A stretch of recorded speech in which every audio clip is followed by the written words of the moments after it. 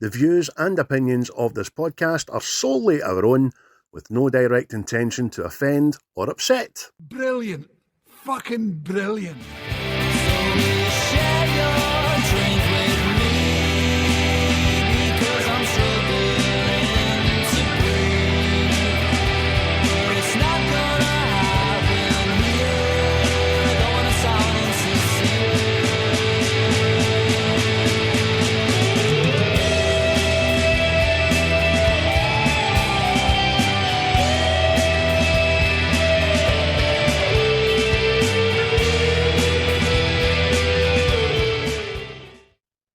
Well, hello everybody. Have you missed us? Was the break too long? Was the gap between episodes such that you sat in the house waiting on it, waiting on a notification, rocking back and forth like an Albanian Wayne in an orphanage on Blue Peter in 1989? No. Well, we're back. Episode 22. You didn't know what a fucking hell I was talking. That was quite specific. I remember it well. Haunting is the word. Episode 22, guys, of What's the Script? We're on Series 4, coming to the cusp of the end of another series. As always, I am here. My name is Craig. And with me, my co-founder of the podcast and equal contributor in almost all things. I'll tell you what wasn't later. Christopher, how are you, sir? Yes, I am hunky-dory. Still a wee bit lethargic for trying not to die yesterday from a hangover. But don't worry, we'll get there. A wee barocca, a wee song in my heart. That'll be fine. You've been burning the candle, haven't you? You've been out licking junkies' faces and the tune and all that, trying to get a buzz off them. Aye. Go on, mate. I'll lick your face if you can get me a taxi home. You've been in public toilets asking people to piss on the cube so you can sniff your anal cube. Talked about that before, I think. Yeah, that used to be a thing. Junkies used to get in and steal the what do you call them? You don't call them cubes, do you? You call them... There's a word for them. Can't remember. Cakes. Is that not what it is? What? Urinal cakes. Is that what it is? Cakes. That's what it is. Because it always sounds edible and you're like, oh, don't want a slice of that, fucker. Don't care how pineapple it smells. No. Oh, mate, it's so brilliant, man. I always remember that for that film, Hot Chick. See, it was like Rob Schneider switches with a lassie. And goes, why do you get ice in the urinal? The guy's like, oh, get that to fuck. Oh, don't touch that. Jesus Christ. God, that's a blast for the past, that film. Rob Schneider used to be in a lot of stuff, didn't he? Yeah, aye. He's the man. Let's see out of that kind of ensemble group, Adam Sandler and all that. He was my favourite. Because the Just Bigolo films are just fucking superb, man. By the way, so good. What you doing here in my flow crib? Oh, not even get into that because it could be another half an hour added to the podcast. Anyway, listen, thanks very much once again to Quaint for the 22nd time providing us with our title track, Insincere. Still a banger of a tune. It'll always be a banger of a tune. As always, thanks for tuning in, guys. I hope you found us no problem.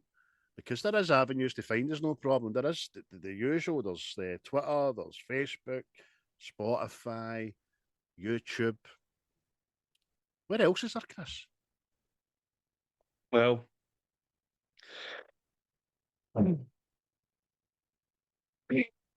you know, when you go out a walk sometimes, right? And you're not watching your feet, what you were doing. Maybe you're on your phone. Maybe you're like, oh, that's a nice sky.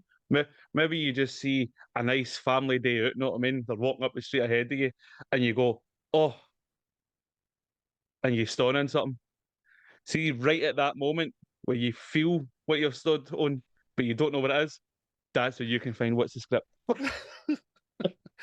And a big pile of shite. I thought you were going to steal my thunder there because I was going to tell you another place where you find us, which is quite relevant to this film. So you started yours off with saying, now that way you're out a walk and that.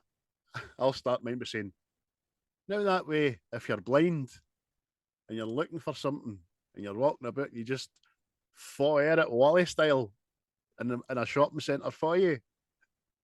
It's not a dead body. I say, what's the script podcast? Oh, Jesus, man. So there we go. 3 more of them to go, mate. 3 more of them to go. No. So, but it's been, what you been watching anything new, anything old? What's been filling your telly this week? I actually watched The Strangers Part 1. It was a new film. I think it's a remake of an old film because I remember watching a film called The Strangers. Rings a bell. But I watched this one, and I don't know. It's quite ordinary, if I'm being honest. You know what I mean? It was just okay. They're terrorizing these two poor bastards in this cabin, but it had the old stupid behaviour of people running away from murderers. Like there's a bit. The bad guy crashes a motor into this guy, and the guy goes to shoot him, and the bad guy runs away, right? But when the bad guy runs away, he's left his truck running. That guy doesn't go, I need a truck. I need to get out of here. No, he goes, I'm going to walk into the woods and shout on my girlfriend. What's that? No. Aye, that's the bit. You pause it and the wee voiceover guy. It was at this moment he knew he'd fucked up. Aye. I mean, it's like anything. It's like, I know it has to happen, right, for horror films to kick on, sort of thing. But see, it's like the whole. The person in the house alone hears this big, massive fucking like scream or like some sort of monster fucking noise, know what I mean, in the darkness, and they go, hello? And creep in like, see that? Fuck that. Aye, I've never understood that. If I'm a serial killer or a monster of any credibility, I'm no answering cunts in the dark when they shout if I'm there or no. You know what I mean? Half the battle's getting in there in the first place, stealthily, hiding in the shadows. Right, I'm here and all that. Just need the wee bastard to come in, and I'm going to do him in. Hello? Oh, hello? Oh, shout.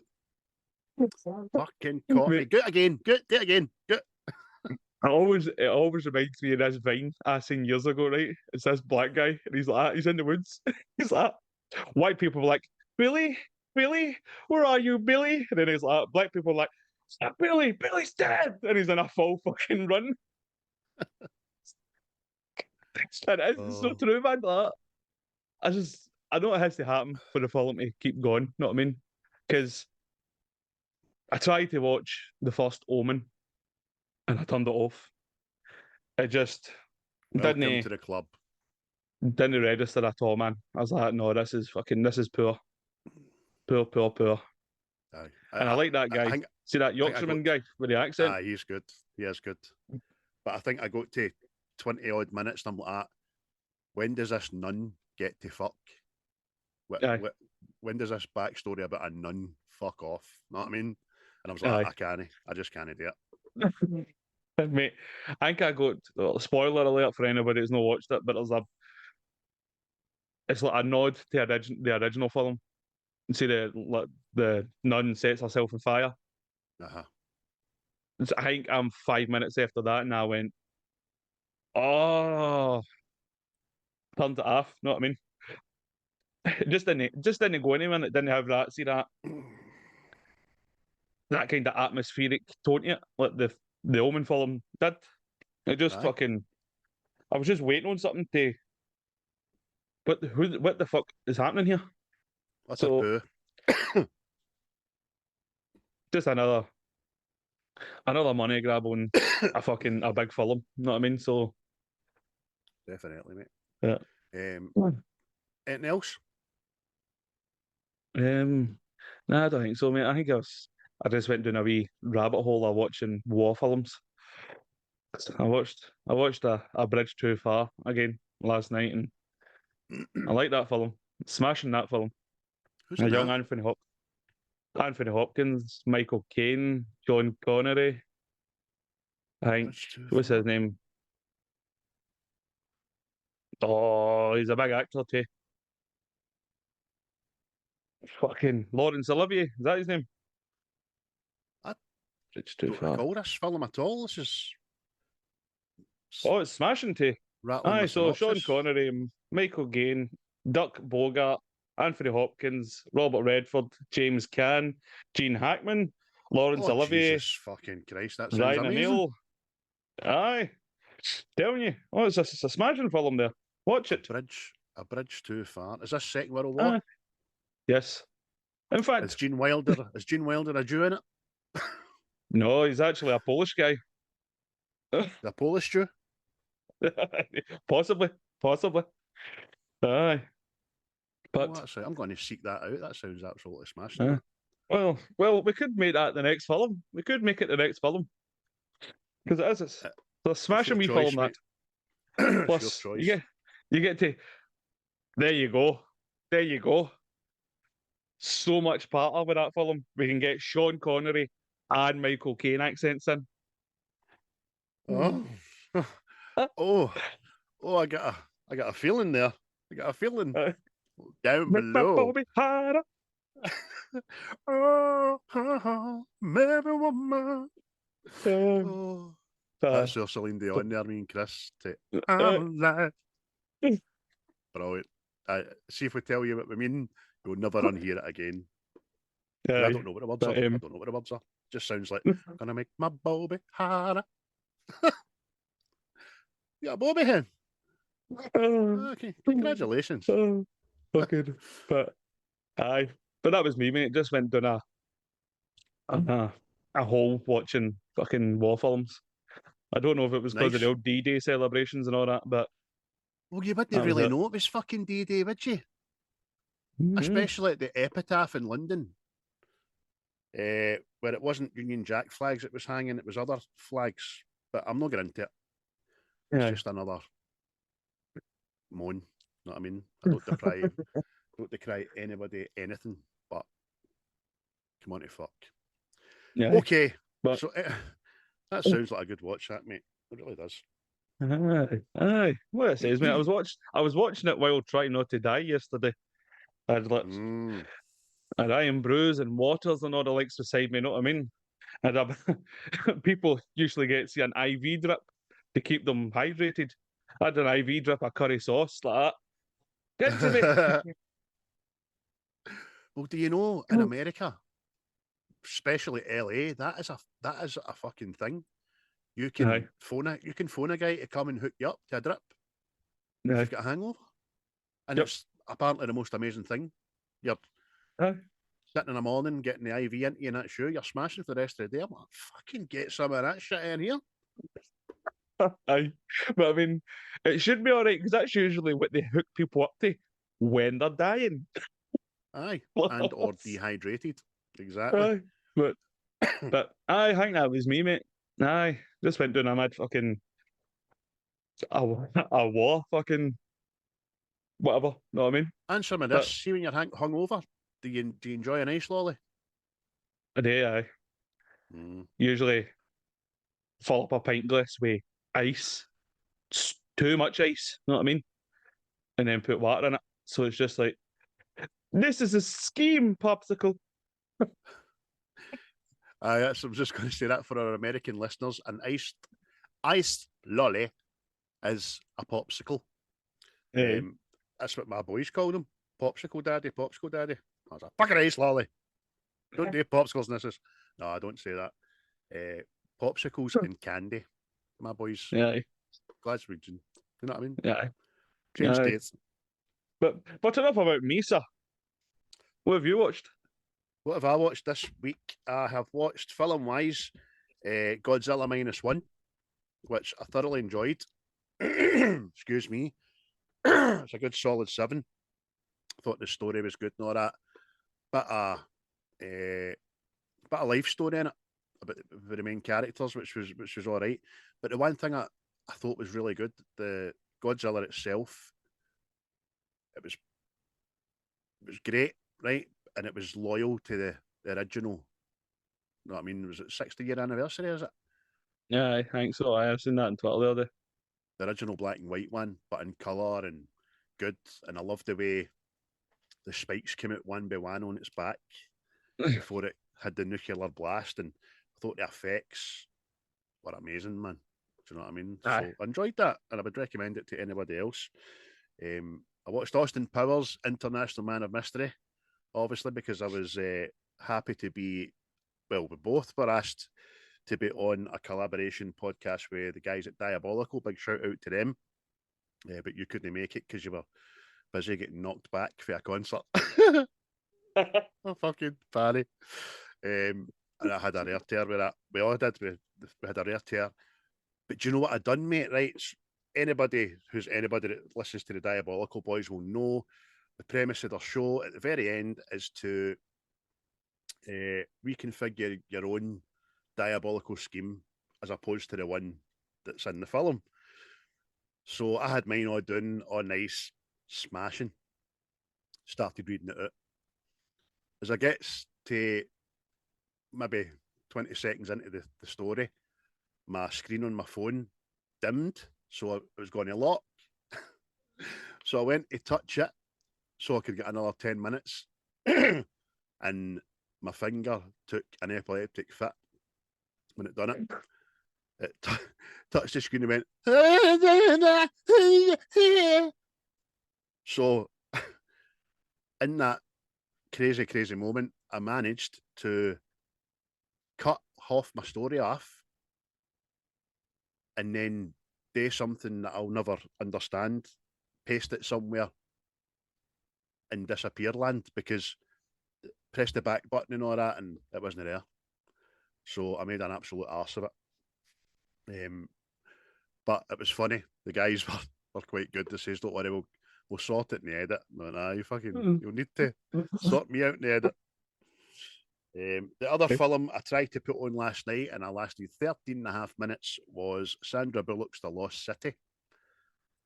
And I was like, this is fucking shite. Off you go. See you later. In the bin. Out the favourite list on Netflix. Never to be seen again. Thumbs down. See you later. So that was utter shite. Not going into that. And series-wise, I watched Eric on Netflix, which is the new Cumberbatch short series. Fantastic. Great acting. I'll not get into it. Just get a buzz, boys and girls. I burst the first series of Peacemaker, which was a fucking right good laugh. And it kind of rekindles your love for classic rock, classic obscure rock music as well. And that was it, mate. Nothing else at all. I've been watching a lot of, you've been doing the World War stuff. I've been watching a lot of Attenborough, and there's another one on Netflix with Morgan Freeman, Our Planet and all that. So I enjoy that sort of thing, you know.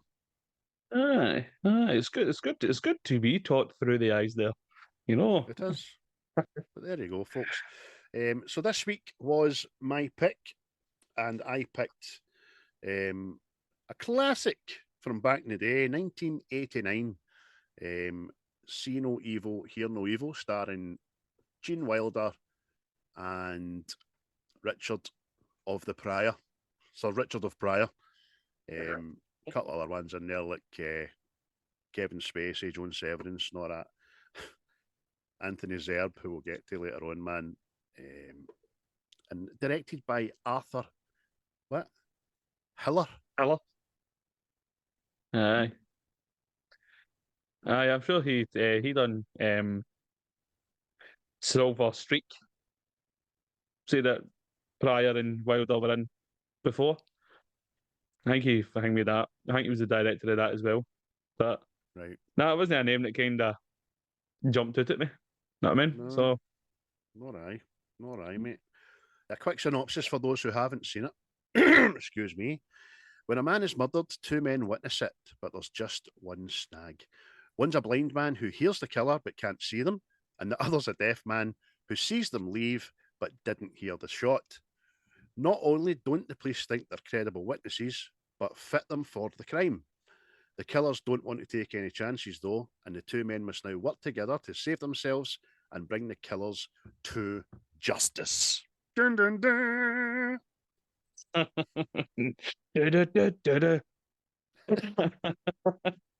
Aye. It's a classic, this. For some reason, a lot of my pals had seen this when we were younger. Know what I mean? So, Aye. it's no fault know how you get some of these comedy films and they were good in the day. Know what I mean? This one seems to have travelled onto new audiences. Know what I mean? Aye. If you've not seen it, if you weren't around at the time and all that, they've kind of seeked it out or sought it out to have a wee look at it. And the humour's still on point. There's a couple of things that are a wee bit dated, obviously. There was actually a disclaimer. I watched this on Now TV, and there was a disclaimer before it, which I found quite interesting. And it says the humour and the views of this film are dated and not relevant to today, kind of thing. I was like, fucking hell, if we got that, pernickety, if we got today that now. Well, funnily enough, see when this came out, it was the same as well. Because I think it was the Braille Society or something like that. The Braille Institute. They're like, we don't want to be associated with this. They knocked back royalties for the film and all that because it portrayed people with disabilities in a certain light and all that. But I don't know, man. I don't know if it's that fucking harsh on people. No. Listen, know what I mean? That is just extreme Karenism. That, by the way, you've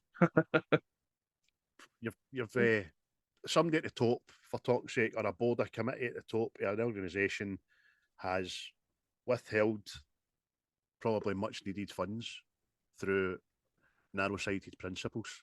You know what I mean? It doesn't take the piss out of blind or deaf guys.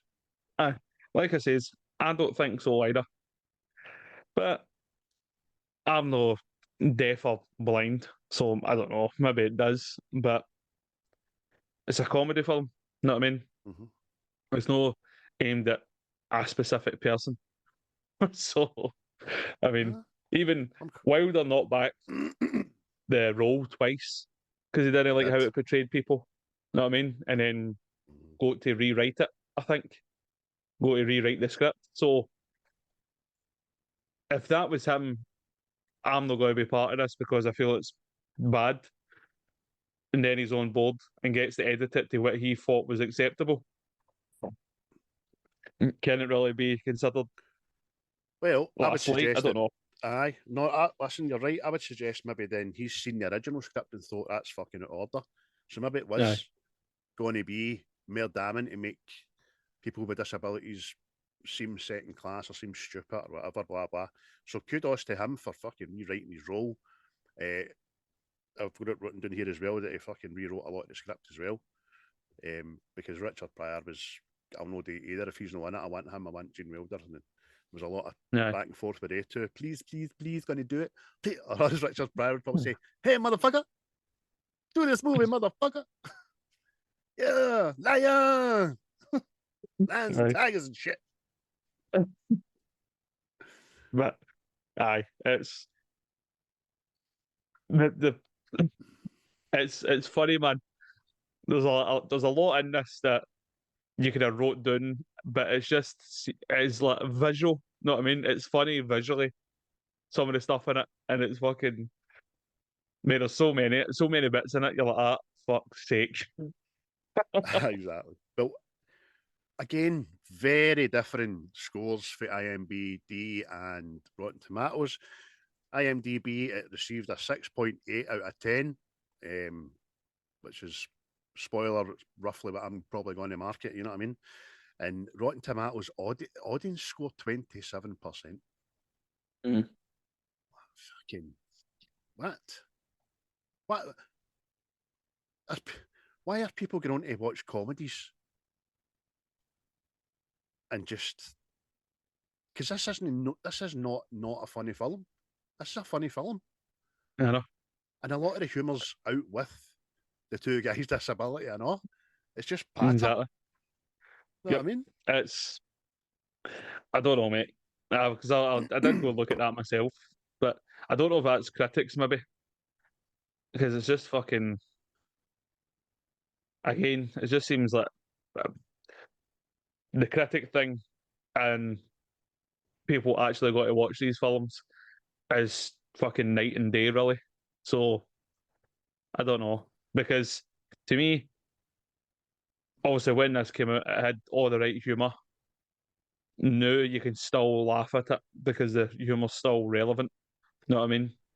And listen, I put this on my Facebook page last night because, as you know, I've been busy with other things. So I was late to the party putting it on. Oh fuck, dropping tomorrow.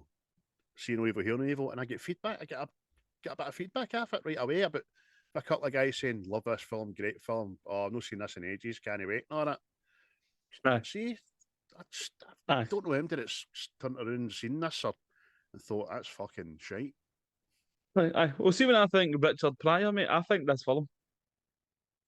I know he was like stand up and all that, and I know he'd done other films, but see, when it's this. You know what I mean?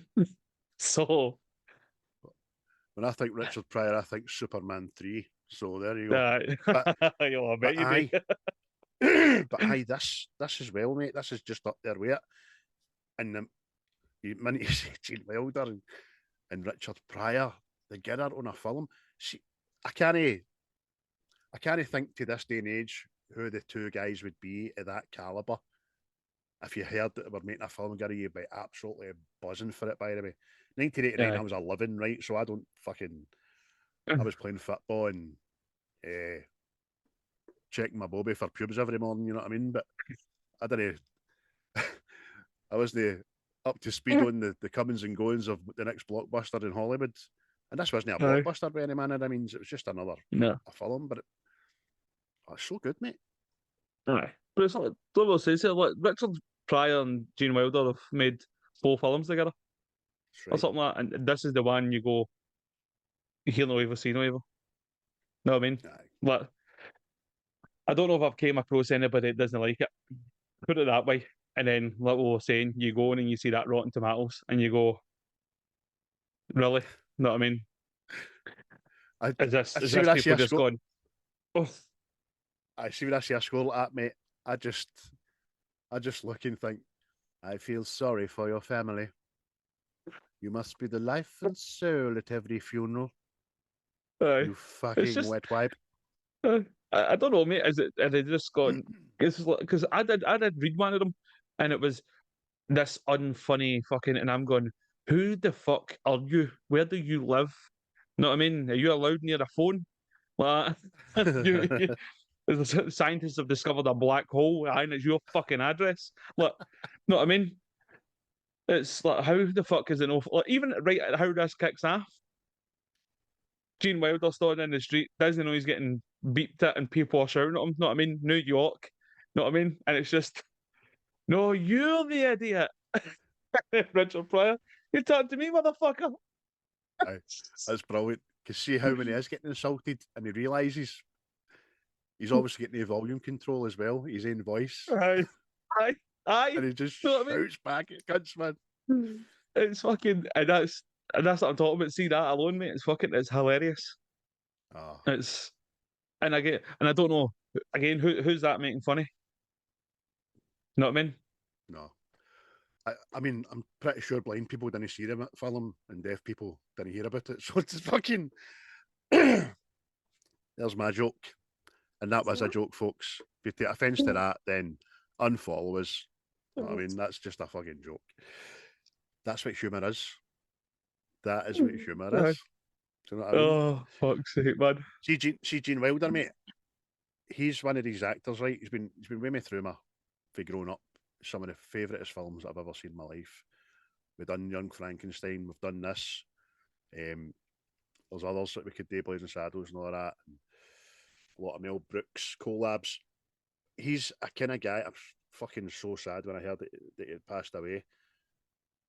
He's the kind of guy who I'd have loved to be my uncle or my granddad or something, just been related to, man. Just I'd love to have gave him a cuddle in real life. Aye. Just so good. Aye. No, mates. The two of them are good in this. Because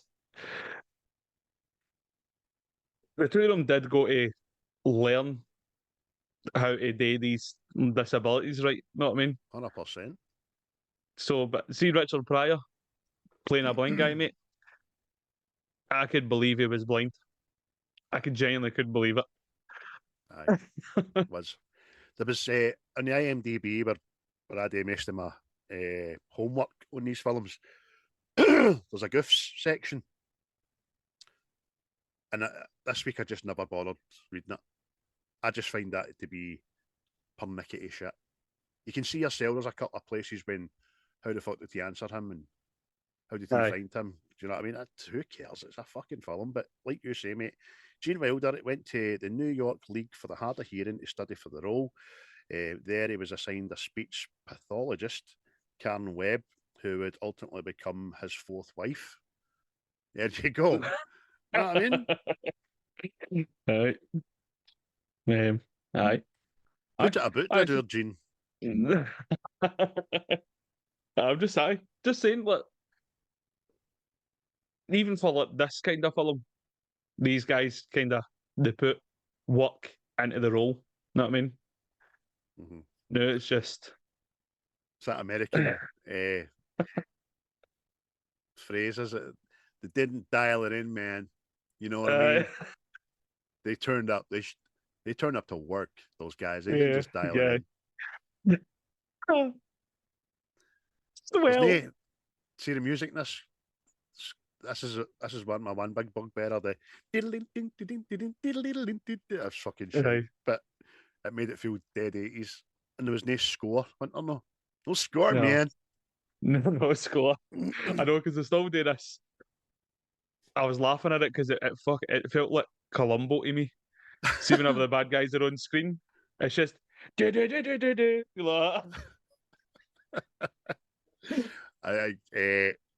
lot of people don't like talking about Kevin Spacey, right? Get it, I get it.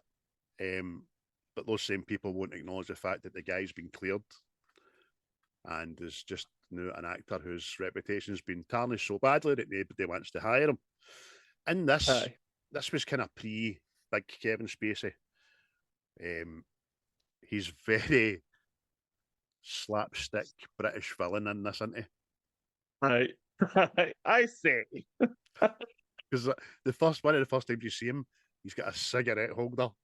You know what I mean? He's fagging it and he's trying to bust the case open. He's just, he's very, what's that word? Fucking, I hate that. Soon that something disappears at your head. But he's very, you're British and you're bad. I see you. Know what I mean? Fucking waistcoat with a timepiece. Because his moustache, and he's got a moustache on this and all. It's not twirly length moustache, but he runs his flick knife over his moustache at a point. Like that. Do you know what I mean? Yes. Haha, I'm evil. But tell you that. Chestnut. I don't know how he got anything done running about with Big Joan there. That's how would you get anything done? Know what I mean? What a fantastic, beautiful lady Earl Joan is, by the way. Absolutely. Mm. I don't remember a lot of other things. I've always remember being bit parts and stuff. She was in Bird on a Wire with Goldie Hawn and Mel Gibson.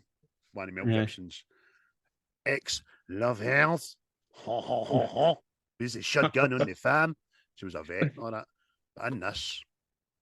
Aye, she's very striking. She's a very handsome lady. I like a cut of your jip. And she had that British accent as well, which she done very, very well. Something about that kind of accent. Hey, hello, posh totty. And you're a bit evil as well. I say.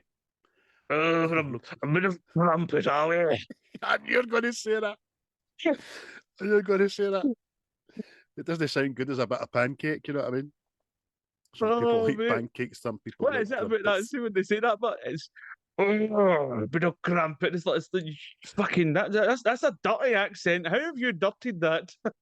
I know that these perverts in merry old England just to get into the bakers. Just see it. Crumpets. The one behind the desk. Fuck you. Get to fuck. You've been told before. You dirty crumpet grabbing bastard that you are. Aye, I've seen you. Aye, there'll be none of your jam getting in that crumpet, let me tell you. Get yourself to fuck, Archie. I've told you You'll before. take a scone and be fucking happy about it. Now fuck off. Jog on. Aye, fastest cake in the world. Scone. Aye. I know, great. You like that? Aye, took you a while to click there, didn't it? Fucking hell, man. What was the budget and box office, mate? Tell me. Well, according to my sources at Google. Is that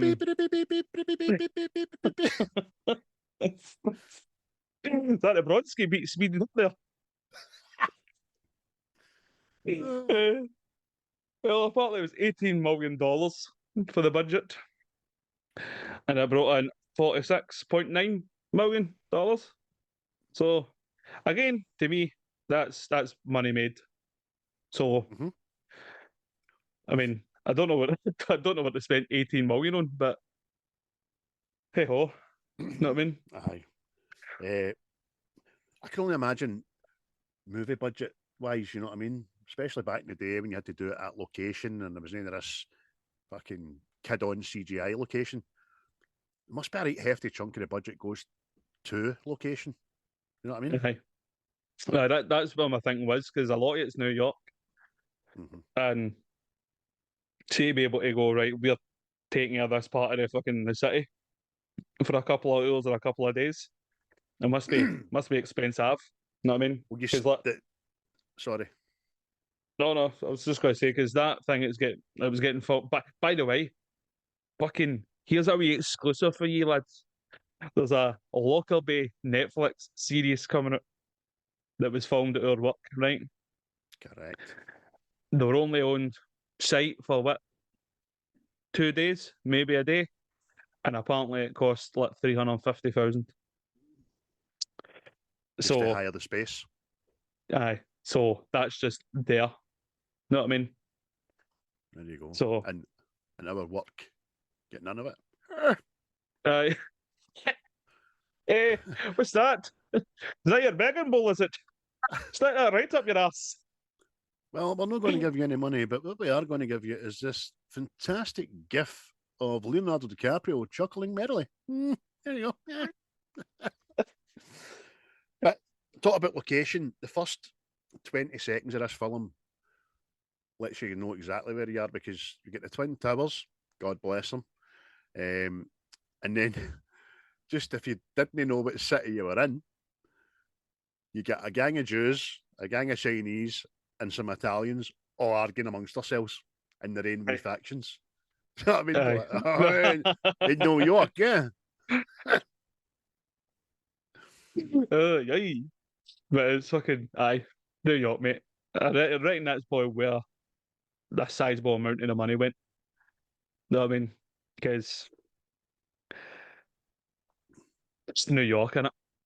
Because that's the thing, honestly, look, it puts me off New York.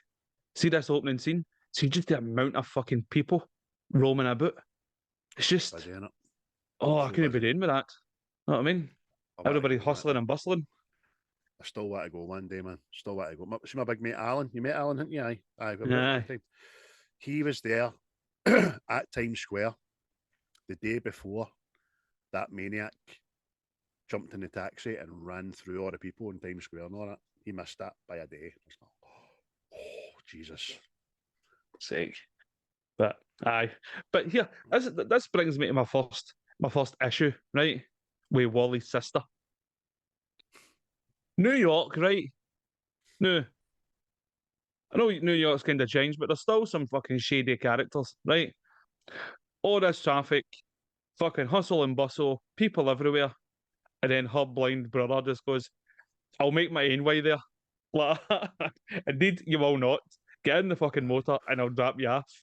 Know what I mean? Just doesn't put up an argument either. Know what I mean? Just, are you sure? Are you sure? Aye. She's all concerned in the car, isn't she? Aye. Are you stupid? You'll only make it 10 feet. Take your cane. Fuck you, I'm not taking my cane. And then as soon as she's at the motor, she's like, ah, fuck you. Aye, you're doing brilliant, mate. Doing brilliant. I'll pick you up outside the building. He's like, ah, what the fuck's a building? I know. And I'm just like talking like just the size of New York. Know what I mean? He could take the wrong turn anywhere. Next thing he's up a lane. Know what I mean? You're like that. Exactly. What do you mean he's not here? And somebody like, well, he's blind, isn't he? So there's a chance that he didn't get here. Before we get into some of the best bits, mate, I want to just add to what we were talking about, how good this film was. This movie actually topped the box office charts in the US and stayed at the #1 spot for 2 weeks. So there you go. Can't argue with that. Know what I mean? And there were some banging films out in 1989, by the way, let me tell you. Oh, aye. But, aye, it's, mate, it's funny all the way through it. No, I mean, it's the old Gene Wilder humour and all that, and I dare say Richard Pryor got to say a fair bit of stuff that came off the top of his head. Because there's bits in it, just fucking proper LOL moments to just sort of the Waynes know what we're talking about there. Maybe an LMFAO. Maybe an LMFAO. And, do you know, depending on what mood you're in, I would suggest maybe a raffle or two. You know? A Rolf. Is that is text speech deed? We stuck with LOL or PML. Piss myself laughing, and that's about it now. We don't get a raffle. Aye. I know. I can't keep up with it. The one I found out one day was Tolo. Me and Joe were doing it. He said Tolo for some reason. Didn't know what it meant. And to this day, it's stuck in my head. It's tits out, legs open. I don't know who made it up, but God bless you. I salute you, sir. Aye, I'll be home in 5 minutes, darling. Tolo. Kiss, kiss. Yeah, that works for you. Jesus. But, mate, aye, that's follow me. Because see the plot and all, right? The plot is very basic. Know what I mean? But it works. Clever. And I know. aye, it's for what they can do with two guys that are disabled in some way, know what I mean? And what they can get up to. It's just hilarious, know what I mean? Because it could. I'm wondering if it was just going to be all jokes at their expense, sort of thing, know what I mean? And I wonder if that's why Gene Wilder kind of went, "Oh, here, we need to change this if I'm going to be part of it." Aye. So well, here's another one to the 27%. These two guys aren't. They're not defined by a disability. Let's just say you've got Dave, who, all right, he lost out his acting career through it, but he still runs a business. He runs a shop and all that kind of stuff. And then you've got Wally, who just decided to kick life in the balls and say, "I'm no fucking lying into this. I'm still me. I don't care." Do you know what I mean? So, not once did he play on their disability for sympathy or fucking anything like that, man. No, but mate, there's just so many. There's just so many scenes in it where the hearing impairment and their blindness just they just play their part perfectly. But one of my favourite scenes in it, right, is see obviously Wally goes for the job interview to begin with, and he's at the shop, and obviously anybody that's not seen it, Gene Wilder's character reads lips, so in the process of this, Richard Pryor's fucking knocking her stuff, and he's doing picking it up, and he's not catching the sentence, and he's going, "Who are you talking to?" And he's like, "I'm talking to you, you prick." See, the use of the word prick in this movie is smashing. Because you don't hear it a lot. But in this film, you hear it 4 or 5 smashing times. Mate, it's so good, man. But see that? See, for as much as I love that and it's funny, it fucking frustrates me so much. I'm like, if you know you need to read lips, fucking just wait till the guy's done. Tell me start air again. But it's funny, man. Aye. It wouldn't have quite the same comedic effect if he says, oh, hold on a minute. Delivery guy's here needing something signed. I'm deaf. I can't see what you're saying. But so good. He goes back and he's getting done 300 a week, 275. Who are you talking to? Oh, you're back. Woo, Twilight's on. I was talking to you, but okay, we'll play this game. 245. It's funny, like, to the point where like, Richard Pryor goes, "What, are you deaf?" And he goes, "Yes, I am deaf. Now what do you want?" And he goes, "A job." He's like, "I'm blind." And he goes, "Oh, you're blind? You want the job?" And he went, "I don't want your fucking job because I'm blind." See what he says to him? "You're really blind?" "Yeah, I'm really blind." He starts going, moving his hands in front of his face for it. Oh, it's so good, man. He tries to kid on he's no blind either, but and he's talking to Gene Wilder's character, but he's facing away from him. And Gene Wilder's and he goes, "Who are you talking to?" And he goes, "Ah, yeah." And he's still no looking at him. Oh, there you are. Sorry about that. Bloody contact lenses. Fucking, it's so good, man. But my outright favourite, and it's fucking. I used to go into YouTube to watch this all the time. See the mugshot when they're in the police station. She makes it, but didn't she? Her reaction makes it, man. The wee police woman. It is so good, man. Well, again, if nobody's watched it, the Gene Wilder characters, he's getting his mugshot took. The policewoman is saying to Richard Pryor, "Tell him to face the camera. Face the camera. Tell him not to move." Taps him, but he has to turn around to see he's moved. I mean, don't move. And it's just, why is he doing this to me? Why are you doing this to me? What are you doing this for? Jamie! I need a hand. See what Jim Wilder goes, "I'm getting fed up of her." Oh, brilliant. I'm starting to get tired of her. Oh, shit. And then fucking obviously turns away at the last minute again for the picture, and she just loses the plot. Shit. And he's like that. Is she saying shit? Saying shit? Why would she say ship? The deadpanness of Gene Wilder's face for comedic effect is fucking tremendous.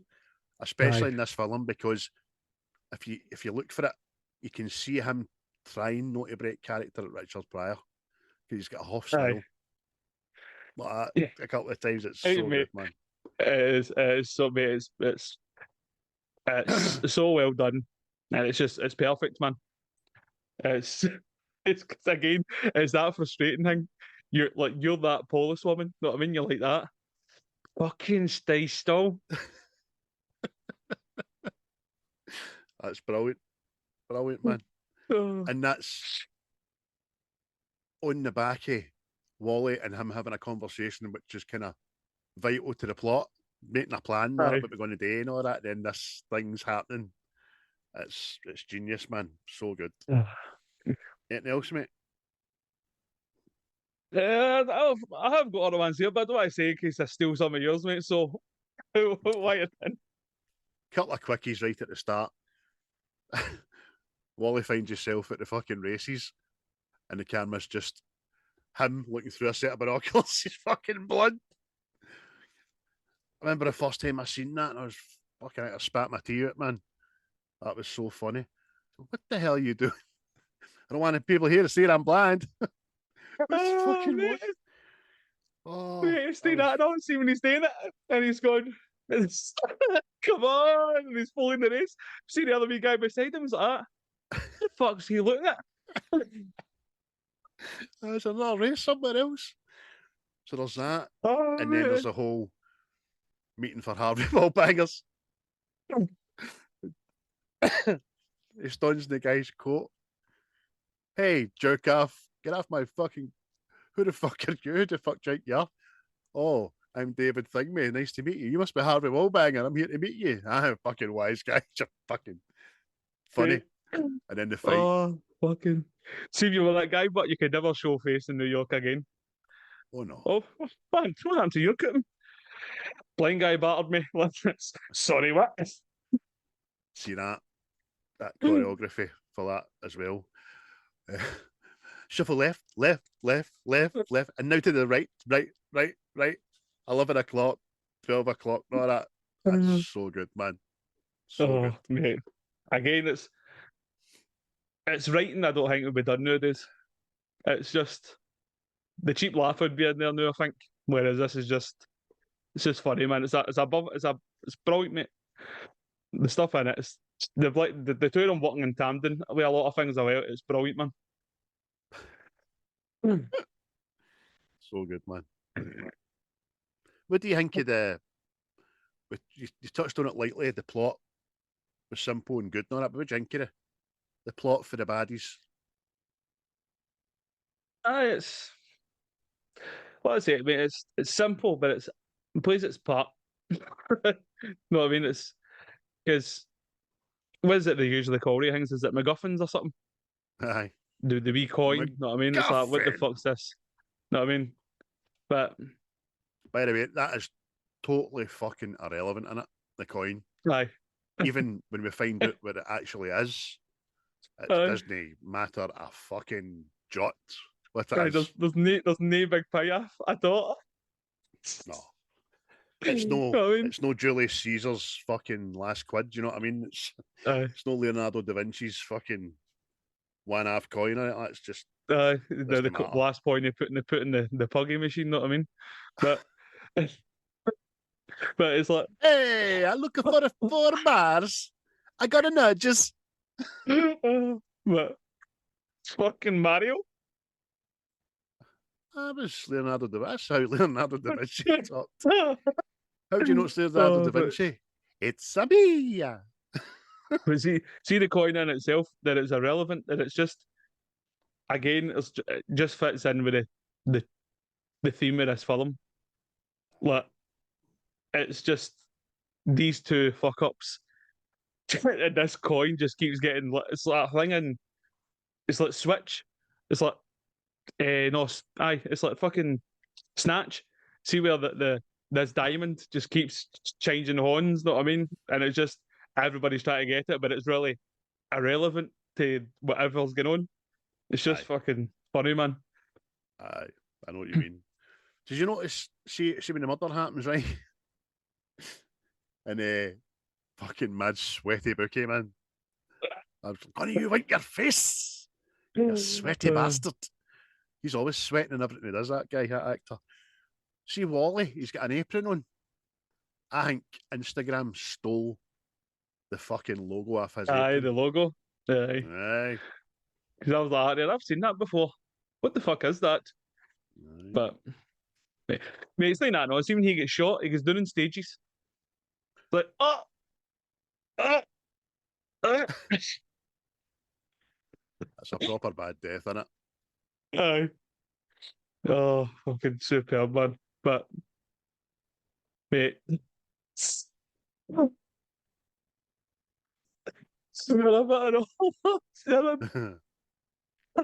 like, see when Wally's saying to Dave, he's like, "Are you sure you're deaf? Are you sure that there's nobody really like somebody's shouting right in your ear?" And he's like, "You know what? I've never tried. Let's try it." I want you to try it. Please go for it. Please, I've never tried it, but I want you to try it. It's pure perfect Gene Wilder in it, but he just goes, it's a miracle. Wally, I heard something. Did you hear it? No! Schmuck! Because I'm deaf, you fucking idiot. Oh, mate, it's fucking so good. That'll let me but a false hope. Mad Wally, it's just fucking. Know what it reminded me? Charlie in the Chocolate Factory. See when he's like that. You win nothing. You lose. Good day, sir. That's right. That's another one. He wouldn't, again, wasn't going to do the movie for that unless he wrote certain bits in as well. So he's a fucking clever boy, Gene. What about the holding up Eve with his hard on? No, mate. Oh, I wonder how many times they had to take that take. You know what I mean? How many times they had to film that scene? Oh, I'm sorry, I just got off flustered there. I know your game, you pervy bastard. I just forgot about it. The scene, it was doing with the baggie, and I went, oh, that's right, man. And so obviously she's in the shower, she can't see, she's coming out with her eyes closed looking for a towel, he holds the bag. And the first funny bit about that is he's done everything so well to be as quiet as fucking possible. And then when he's done what he needs to do, he stays in the room with the bag for some fucking reason. I know. And then makes a fucking big loud noise and all that, but he can't hear it. And then kids on, he's got a gun in his pocket. Stick him up, hands up, goes up and kisses her, and walks out the door, takes his horn out of his pocket, and it's still got the protruding bit. Oh, fucking hell. She must have been like that. She clocks it, didn't she? She's like that. Huh? But, mate, because that's one of my favourite lines and all. It goes like that, see when he's fell off the motor, and Wally's like that. Oh, I've ruined my life. I've got my sister involved. I've nearly got you killed and all that. And he's like, oh, don't be like that, Wally. I mean, this day's special. I mean, I never thought I'd be holding a naked woman at gunpoint with my my erection. But here we are. Aye, brilliant, man. So good. Looks like you see Wally's face like that, eh? The role of the captain and the police is funny as well. He plays a good part because he actually just slowly and steadily gets fucking demented with the bastards. By the end of it, he's just, why can't I shoot him? Can I shoot him? Let me shoot him. I just want to shoot him. Why can't I? See how it all? Again, it's another portrayal with the police. See if he would just fucking let's see when they two are getting interviewed after the first guy. The guy's like, that sounds plausible. What you've just told me there. Aye. So we're looking for this woman here. Aye, no worries, not that. And he walks in like that. It was these two bastards. Is this? I want them pinned to the wall. I want them done today. I want them done now. Know what I mean? Aye, him with respects. Aye. Comes in and goes, aye, they've got a condition called men's rear. Aye. Oh, mate. And obviously, Davis misread his lips, or just they know what men's rear is, and he starts panicking like fuck. Oh, men's rear? Oh, you going to take bloods? What's happening? How long have we got? Men's rear? Ah! We use condoms. I know. I thought that was a fucking very funny thing to say. We both use condoms. You just met today. Use condoms fucking on who? But see the copper man, it's like a catch me if you can scenario, isn't it? They're just like as they're leaving somewhere, he's coming in, know what I mean? But they're just like behind each other, just missing like pure slapstick stuff. It's like the old Abbott and Costello fucking who's on first? Who's on first? Aye, you're on first. No, I'm on first. Who's on first? Goes on. But no, it's good, man. But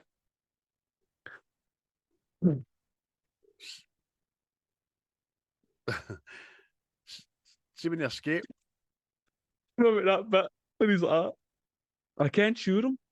I can't shoot. See before that, when he's got that knife and he's going, I'll throw your brains out.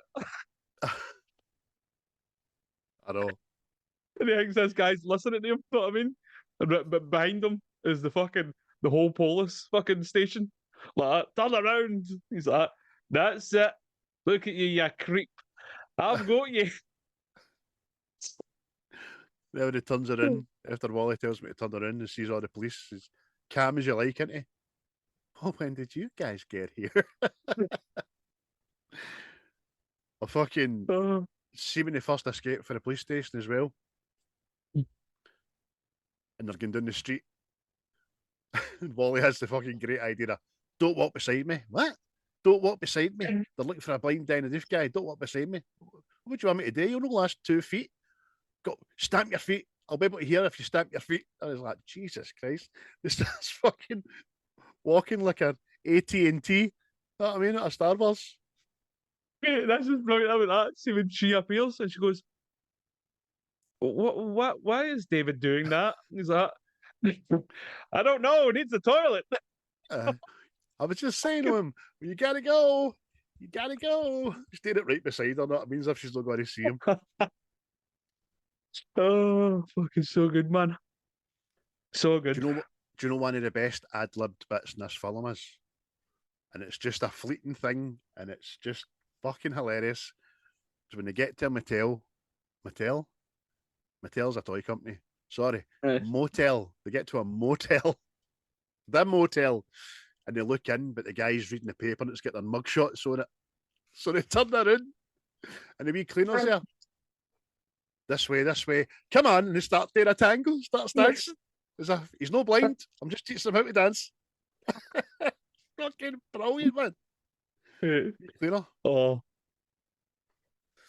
See when they're checking into the hotel at all, man. They're kidding on their Swedish and a German scientist, mate. It is so fucking good, man.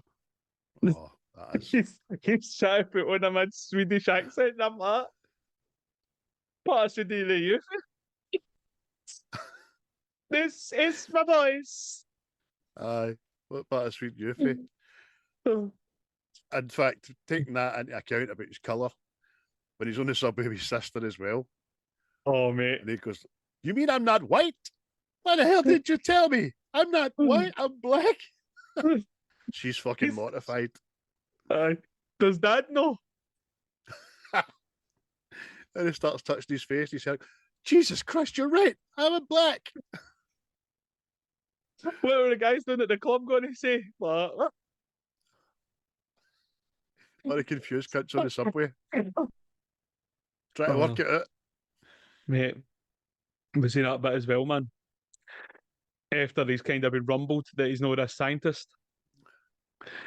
And he starts faking he's got a soul head and all that. And Gene Wilder walks in. Don't touch that head. What? And he's going, how many fingers am I holding up? And he goes, 3. And he goes, that is good. That is good. Considering he's blind, this is good. I just Victor von Frankenstein, isn't he, man? Aye, mate, it's fucking so funny. Then he walks into the door. My God, man, calm down. This man is blind as a bat. Then fuck, he hits him with the door. Fucking tears, man. Absolute tears. So good. Fucking so good. A nod to timestamping this film would be the classic 80s car chases with green screen at the back of them. It's fucking shocking. It's always been shocking, not just in this film. Aye. But obviously there's no gimbals in the day, so actors act like you're driving this car. Aye. See the bit it's Kevin Spacey does it. He's like that. This boy's driving fucking on a dirt track where he looks at. He's like that. Riding a fucking horse. You can always tell I know because they're doing that with the steering wheel. Aye. See if I fucking drive like that. I used to make a joke of that with Hard in the Wind, man. Oh, film driving. Like, stop that. But every car looks as if it's not got any shock absorbers. It's fucking bouncing about, man. Oh, mate, it's so funny, man. But it's see the bit and all they're driving the police motor and they're trying to switch places, man. And mad fucking I can't see, and he's wiggling his fingers. But try to get that's no help anybody. Brilliant. Fucking brilliant, man. The big reveal at the end. At the end of the movie, obviously the mastermind is also blind, right? See this actor? This Zerbe, isn't it? Something Zerbe's name is. He has fucking frightened the shite out of me since I was a wee boy. Aye. His voice and his look and all that. Anything he's ever been in, he's been a fucking creepy bastard. Aye. Aye, I don't like it. You're the man. I don't like that man, mummy. He was the leader mutant in the Omega, man. See the original I Am Legend? That's right. That's right. Aye. He's been a bit. Know who I was half expecting? Because I hadn't seen this in ages, right? And I couldn't remember it was him. I was half expecting Jack Palance. I mean, this is fucking tailor made for you again, man. He's another creepy bastard. Jack, you're my number one. A guy. Just fuck off, you. I don't like the way you talk. Why are you out of breath? You've been sitting down for ages. And then the way Seth Rogen calls him Jack Palance. Oh, mate, but shout out to Seth Rogen, who was at the gig I done on Saturday night. Telling you, this guy I was nearly going up to this guy and saying, "Can I get a photo of you, mate?" He was Seth Rogen's fucking love child, man. I swear to God, his clone. But see, again, I completely forgot about this bit, right? See, the idea of two blind guys having a shootout at the end is fucking up there.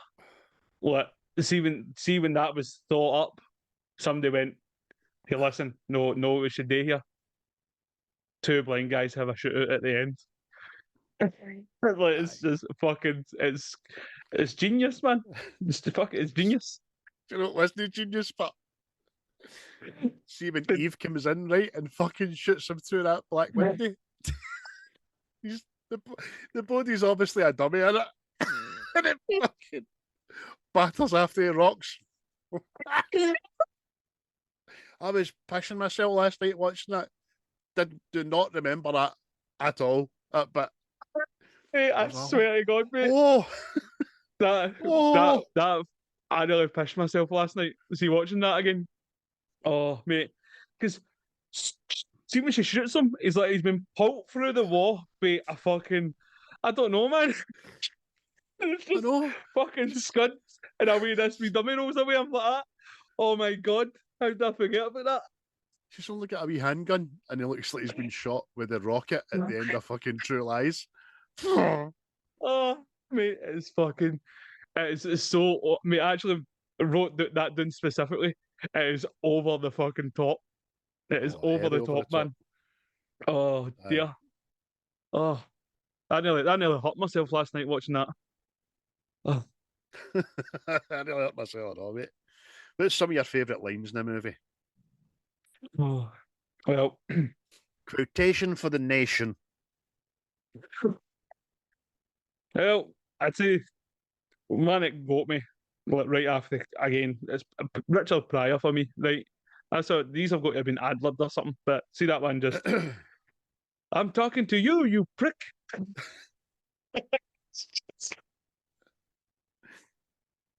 Oh, mate, fucking just tickled me, man. And then seeing these kids on to be that gynecologist, fucking expert.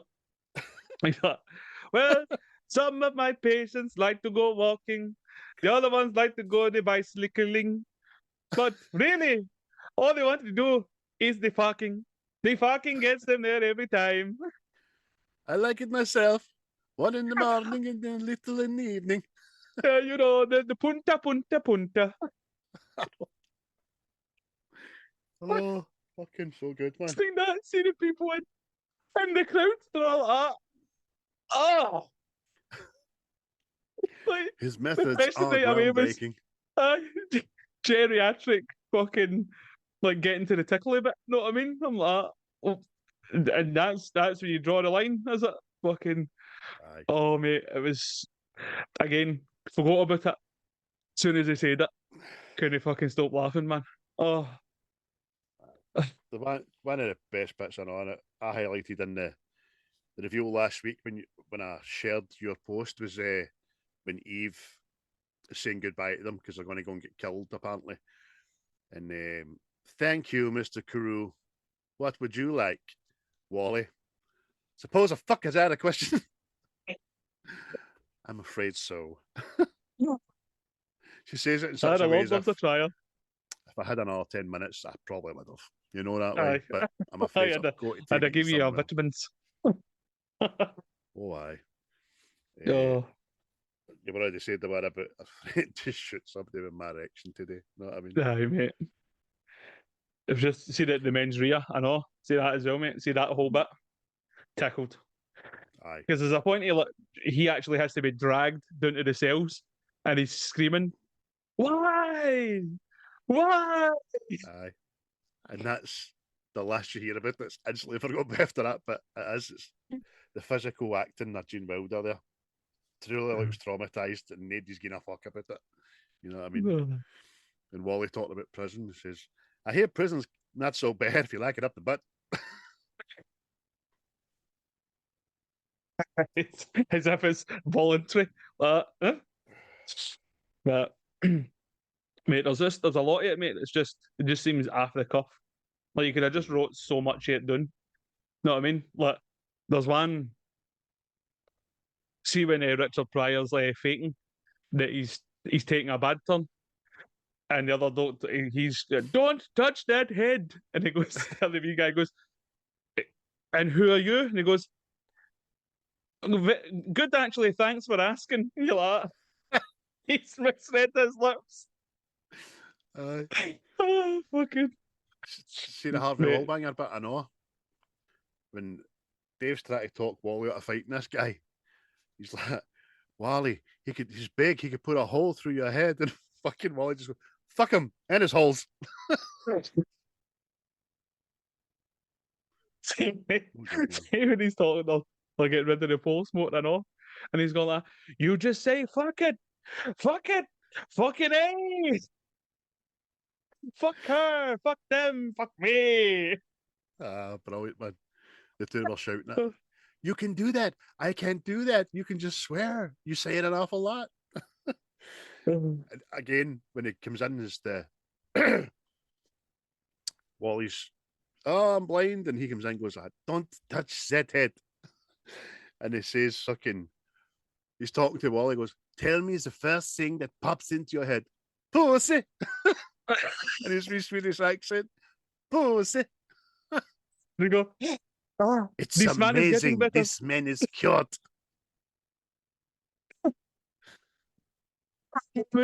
All these mad academics are going, aye, that's fucking good, that, aye. Oh, mate. Oh, it's just brilliant, man. It's just very, see just the slapstick side to the patter in it, mate. It just covers all bases, man. It's fucking, like, even that bit there. Stephen, Dave's got to rescue Wally's sister. And he somehow gets this fucking big jar of peanut butter out in area to distract this Doberman, know what I mean? But he points it like a sword.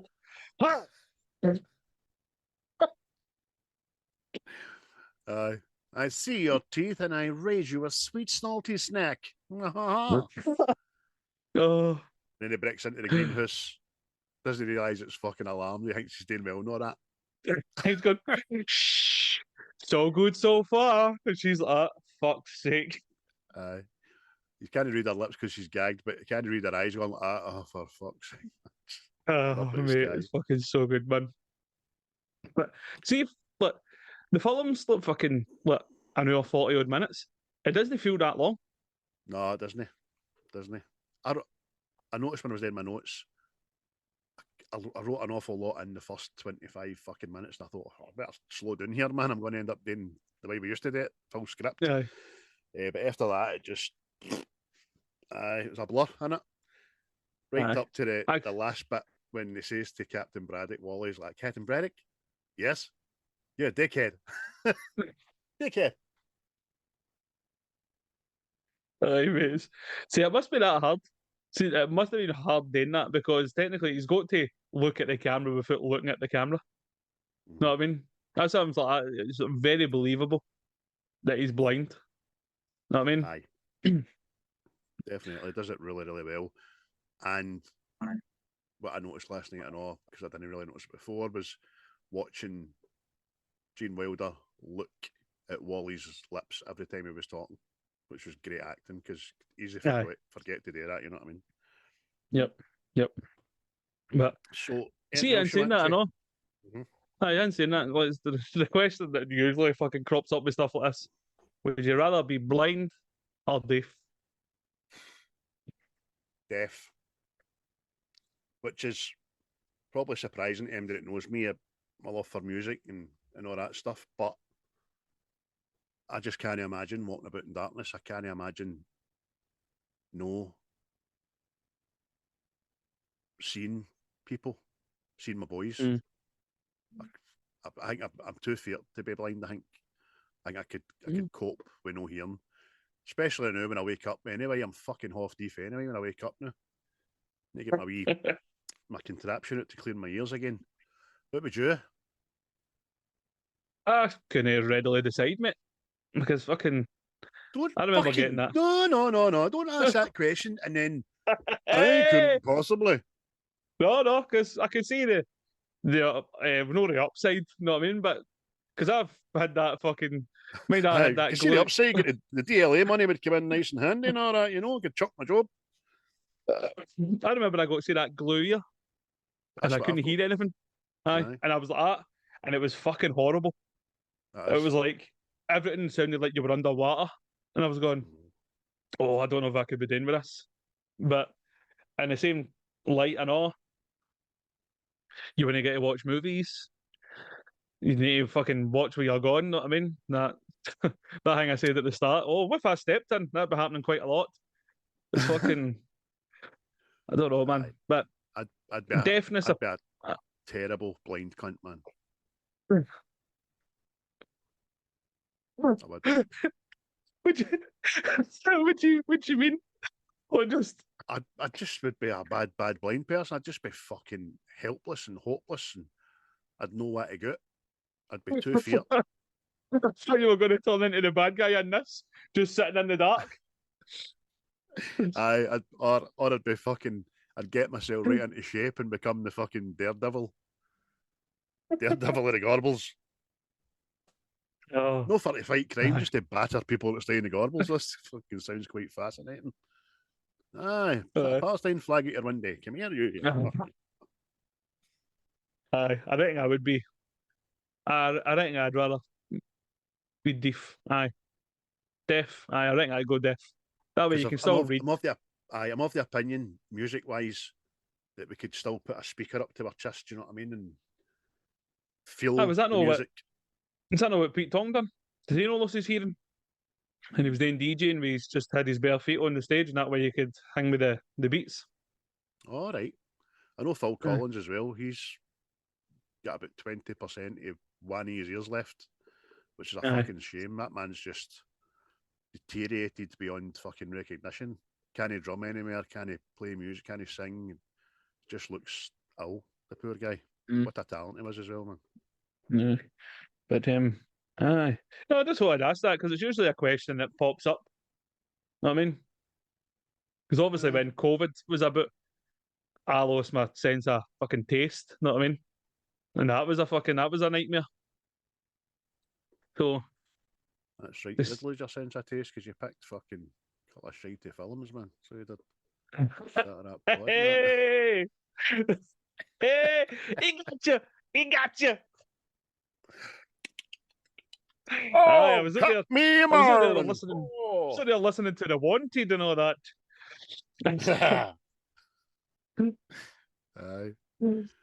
So, 1989, See No Evil, Hear No Evil. What would you give it today, marking out of 10? I'll stick with what I have given it in the past, and I'll give it a 7. It is a definite 7. A 7. Aye. solid 7. And I've not even checked my IMDb. I think that's what's on there. If it's no, I'll go back and check it. But I strongly recommend people that if you have not seen it in a long time, or you haven't seen it before at all, get it watched, man. You'll have yes. I'm sure you'll have a right good chuckle at it. Oh, you will. You definitely will. And like I says, I think we all stumbled upon it when we were in our early Stumbled. teens. Is that abusing the blind people, or did you stumble on it? That's Stumble terrible, Chris. and fall.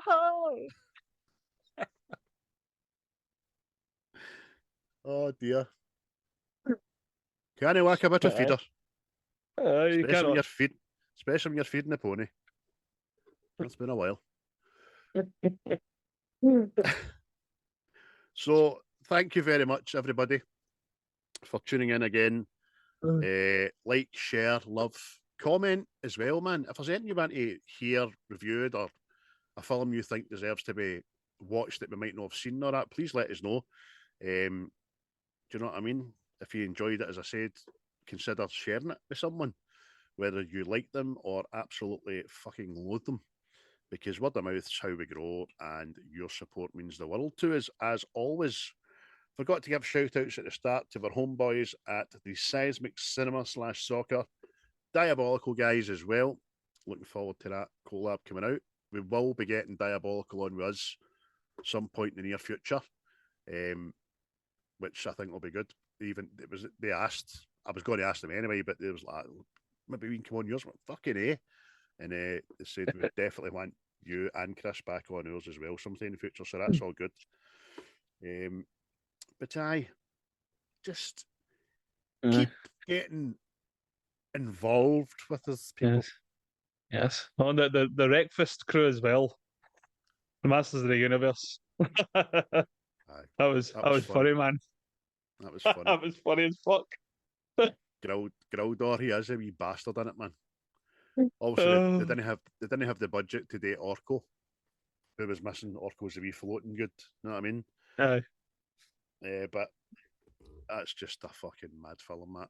A really mad film. Really is. It's fucking. I know there's people loved it, and I see when it comes on now, I go, seems fucking drugs were readily available for everybody back in the day. Mate, when it came out, I was about 10. I loved it. Because I was He-Man daft, man. And I do remember still being, even though I was that young, thinking, oh, it's no very loyal to the fucking cartoon. Man at Arms looks fuck all at his figure and all that. Skeletor. No. And then Big Dolph. That's not a He-Man fucking outfit. You know what I mean? No, it's good. The Wreckfast Boys Dave made a good point that everybody's got guns in this. He-Man's fucking about with a sword. Mate, it is a thing I often see when they say that, and I went, finally somebody else has fucking said it. I was like, I didn't want to say it in case it just ruined the thing for everybody, but I'm like, shoot this bastard, he's on about with a sword. But he does have a gun as well, but he hardly uses it, you know what I mean? So there we go, 2 sevens, which is a fine, upstanding score out of 20, 14. Well worth a watch, and probably will be watched again by myself anyway. Brings us on nicely to episode 23 next week. Have you got it? I think we'll just do a bridge too far since you've not seen it. I'm going to stop saying stuff during the podcast. Aye. I seem to be picking your films. You watching films you've not seen. So, aye, it's always to get somebody. It's directed by Richard Attenborough. See? Oh, it's all connected. You're watching Davey. I was watching Richie. And here's it's an epic, by the way. I think it's about fucking 3 hours long there. So, but it's good. I enjoy it. I'm like, oh fuck 3 hours, but I realised I've got a wee bit more free time at nights now to be watching stuff. So that'll be good. I'll look forward to watching that, mate. Plus, I think it's on Prime. And like I says, mate, the cast is smashing. I'll get it, mate. I'll not begin Prime another fucking penny. Oh, I cancelled my Prime membership 2006 to 2024. I'm not getting another fucking bean off of me. Tell you that. I might be following suit with you because this fucking all right, there's ads on it, but see now, man, you're like there's 3 ads on this now. 3 ads on this fucking. Know what I mean? Aye. Come on, behave yourselves. I can just about stomach the ads, but I just cannot fucking stomach paying for something, thinking about a film, going to see the film, and it's rent or buy. Like, what the fuck? Do you know what I mean? No, get the fuck. And then they done away with the same day delivery, which I used to be a big advocate for. I used to love a same day delivery or a next day delivery. But even sometimes a next day delivery, it gets to like 8:30. Driver can't make it tonight. All right, so you mean he's finished for the night? You decide to go up the fucking road, he'll deliver it first thing in the morning. Fuck you. So there you go, Amazon. And oh, by the way, the diabolical collaboration. There's a good one of the plots is bent heavy on the downing of Amazon. It's well worth a listen. I'll not say whose plan it is, but it's effective and true to the word. Ladies and gentlemen, as well, if you want to get in on some of the merchandise, this is a retro t-shirt. This is series 2. Look at that, look at that. Can I get that in the shops? Just strap me a line. Your chip and pin there. I'll fill in the amount. Send your t-shirt. So 1 t-shirt per 1 human soul. It's a fucking bargain, that. Good idea at the time. So it wasn't. It's held up well. I've not got any cracking in the thing there. Still nice and shiny. Kind of like that. But yes. Aye. Thanks everybody for listening again and enjoying. And if you didn't enjoy it, listen again anyway. You might like the next one. See, you're a lot less scathing than I am. I'm of the opinion. If you didn't enjoy it, get it fucking up you. Not here to please you. All right? In fact, if you're not happy, come back to us with why you're not happy. Constructively mind. Don't be a bastard. Don't be cheeky. I will find you. Backhander you. Talking shite. I know. I seem to you, Gomez in Uruguay. Like, what? Gringo. Well, cheery bye. You will never find a more wretched hive of scum and villainy. We must be cautious.